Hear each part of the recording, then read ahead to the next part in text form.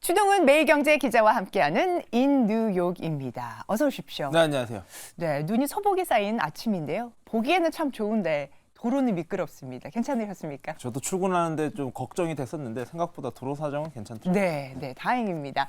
자, 월가월보에서 연일 추적해서 전해드리고 있는 소식 먼저 살펴보도록 하겠습니다. 예멘 후티 반군이 홍해 지나는 선박들을 공격하면서 홍해 항로가 좀 위험하다 이런 얘기들이 나오고 있는데요. 관련한 소식이네요. Oil gains nearly 2% as tankers reroute after Red Sea attacks. 국제 유가에 대한 부분들 한번 짚어보겠습니다. 네, 맞습니다. 홍해를 둘러싸고 있는 문제가 계속해서 심각해지는 상황입니다. 자, 이스라엘과 하마스 간의 전쟁은 직접적으로 영향이 좀 적었다라고 풀이가 됐었는데 이 파편이 튀고 있는 분위기입니다. 이번에는 홍해 쪽, 즉 수에즈 운하와 관련된 소식인데요. 예멘의 반군입니다. 후티 쪽에서 홍해를 지나는 민간 선박들은 이스라엘과 관계가 있던 없던 상관없이 공격하겠다라면서 현재 여러 가지 물동량의 문제를 일으키고 있는 상황이라고 보시면 될 것 같고요. 예멘군은 해상 드론을 이용해서 시온주의자, 이스라엘 쪽을 의미하는 거고요. 당국과 관계 선박에 대한 군사작전을 수행할 것이다, 수행을 했다라는 이야기를 했습니다. 자, 이와 관련해서 여러 가지 문제점들이 발생하고 있는데요. 이 홍해가 지나고 있는 수에즈 운하 같은 경우에는 유럽과 아프리카 대륙을 잇는 최단 거리의 해상 노선이 있는 곳이고요. 이를 통해서 전 세계 물동량의 약 15%를 전후한 양이 오간다라고 이야기가 되고 있습니다. 그만큼 해상을 이용한 물류 대란이 발생할 수 있다라는 이슈가 지적되는 이유이기도 하고요. 이러한 상황에 대해서 다국적 함대를 꾸리겠다라면서 미국 국방장관이 여러 국가들에 제안을 하면서 이에 대한 이슈는 계속해서 커지고 있는 상황이기도 합니다. 이 작전명이 번영의 수호자 작전이라고 이름이 붙여져 있는데 이를 수행하겠다라고 할 만큼 현재 상황은 만만치 않다라고 이야기를 하고 있고요. 미국 정부가 이렇게 나서고 있음에도 불구하고 민간 선박 업체들은 아무래도 이 직원들의 목숨을 담보로 운항을 계속할 수 없다라는 이유로 연이어서 운항을 중단하고 있는 상황입니다. 실제로 세계 2위 해운사죠. 덴마크의 머스크사는요. 지난 15일부터 시작돼서 지금까지 운항을 그만하겠다라고 이야기를 하고 있는 상황이고요. 뿐만 아니라 한국을 대표하는 해운업체 바로 HMM을 비롯해서요. 독일 히파 그라위드와 같은 여러 기업들이 현재로서는 홍해를 이용한, 즉 수에즈 운하를 이용한 운항은 더 이상 어려울 것 같다라고 이야기를 하고 있는 상황입니다.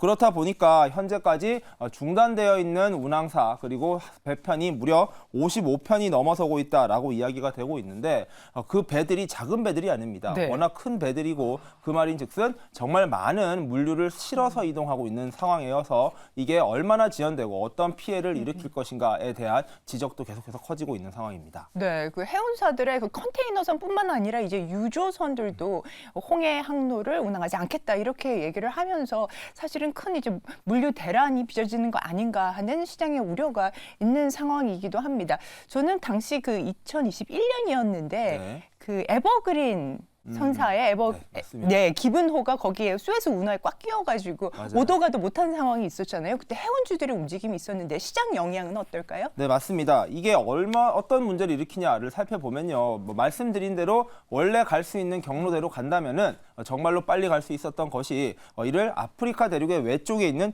희망봉 항로라고 불리는 곳으로 우회를 해서 가야 된다 합니다. 그럴 경우에 늘어나는 거리수가 무려 6,500km라고 합니다. 사실 비행기로 가면은 아무 문제가 없을 텐데 이 배, 그러니까 땅을 지나야 가야 되는 상황, 무리를 지나가야 되다 보니까 6,500km를 돌아간다라는 것은 결국에 소요되는 시간이 늘어난다라고 해석이 될 수밖에 없고요. 대략적으로 7일에서 8일가량 정도가 추가적으로 시간이 더 걸릴 수밖에 없는 상황이라고 합니다. 이렇게 물류를 운송하는 시간이 늘어난다라는 뜻은 결국에 운임 상승으로 이어질 수밖에 없고요. 해운사들이 여러 가지 리스크를 짊어지게 됨으로써 여러 가지 유가의 상승의 이슈가 발생하고 있다라고 이야기가 되고 있습니다. 자, WTI나 브렌트유 같은 경우에는 이스라엘 하마스 전쟁의 여파는 오히려 없었었거든요. 그런데 이번에 예멘 사태로 인해서 결국에는 유가가 어제 하루 사이에 모두 약 2%가량 올라가면서 80달러 선, 배럴당 80달러 선을 넘어갈 수 있다라는 이야기가 나오고 있고요. 해운업 업체들은 오히려 주가가 뛰면서 이를 수혜로 약간 가져가는 느낌도 들긴 드는데 이 흐름이 얼마나 장기화될지 그리고 유가에 미칠 영향도 조금 중장기적으로 바라보면서 현재 상황을 좀 예의주시해야 되지 않나라고 생각이 됩니다. 네, 그렇습니다. 다국적 함대 꾸려서 대응에 나선다고 하는 만큼 말씀 주신 대로 얼마나 빠르게 사태 진화되는지도 한번 확인을 해봐야겠습니다. 최근에 이제 뭐 중국 경제 좋지 않고 글로벌한 수요 둔화되면서 철강 업황이 좀 안 좋다 이런 이야기들이 나오고 있는데 대형 M&A 소식이 하나 들려왔네요. Nippon Steel agrees to buy U.S. Steel for $14.9 billion. 네, 일본 제철이 U.S. 스틸을 지금 150억 달러에 인수하기로 그렇게 합의했다라고 하는 제목인데요. 네, 맞습니다. 저 이름을 좀 한국말로 해석을 하면 일본 제철, 즉 일본을 대표하는 철강 업체고요. 네. US 스틸입니다. 말 그대로 미국을 대표하는 철강사죠. 자, 즉 일본의 최대 제철 기업인 일본 제철이요. US 스틸, 미국의 산업화의 상징이기도 한 US 스틸을 인수했다라는 보도가 나오면서 시장에 미치는 파급 효과도 좀 커지고 있는 상황입니다.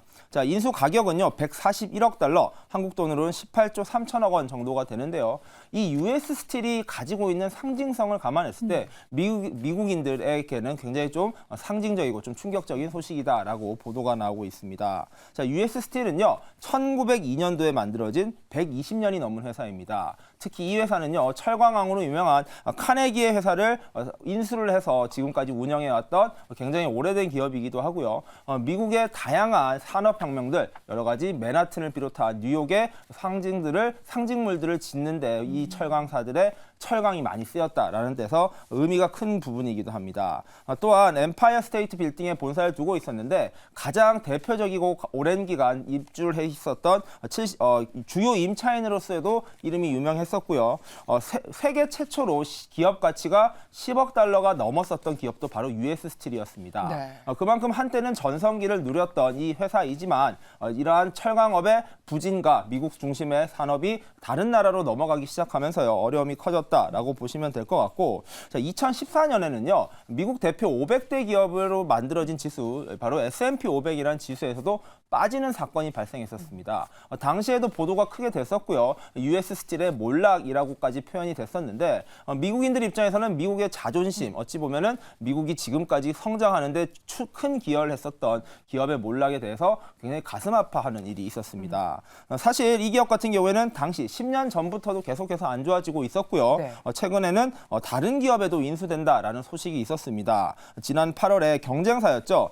클리브랜드의 중심을 둔 클리브랜드 클리프스에 72억 달러에 판매될 것이다라는 보도가 나왔었는데 결과론적으로 무산이 됐었고요. 이번에 일본 제철에 인수가 되는 가격은 당시의 인수 가격보다 2배 정도 오른 141억 달러로 마무리되는 것으로 이해가 되고 있습니다. 자, 일본 제철은요. 기존에 약 세계 4위 정도의 조강 생산량을 가지고 있었는데 이번 인수를 통해서 3위로 부상한다 하고요. US 스틸의 기본 최근의 순위는 27위 정도였습니다. 즉 최근엔 사업이 정말 어려웠었다라는 것이 다시 한번 확인이 됐고 이번에 일본 제철은 더 나은 기회를 얻을 것으로 기대가 되지만 US 스틸이 이제는 일본 기업이 된다라는 측면에서 미국인들 입장에서는 조금은 기분이 상하는 일일 수도 있겠다라는 분석도 나오고 있습니다.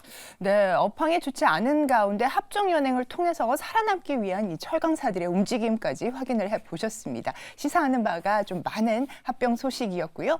자, 간밤에 또 저희가 뉴욕 증시에서 눈에 띄는 움직임 보인 특징주 살펴볼 텐데요. 오늘 인뉴욕 좋은 소식 전해주신 추성훈 기자님 감사합니다.